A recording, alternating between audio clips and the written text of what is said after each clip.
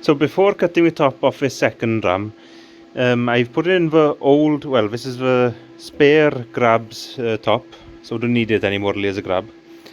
So I placed a new pin through it, and I've welded this angle iron in place, so this will act as jigs. And this angle iron will hold the new rod perfectly the right height and right offset. So that's what's on really. So I'll take this apart now and I'll cut the head off.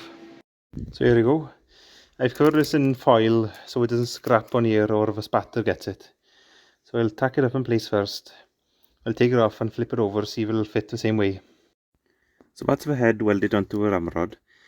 So the reason I've done this is I had these spare rams that were rusty off a spare grab bin, and my own grab has pitted here, well, here and there sort of thing, and it's worn away to the seal and it's leaking quite badly. So instead of taking that apart, taking the seals out of it, and then having to do this work with a downtime and waiting for the seals to come, I decided to take the spare ones apart and repair these and order the seals the same as in the old ones. So I've been able to use my actual old grab now until now, so I can just once the seals come I can just whack these together and swap it around really.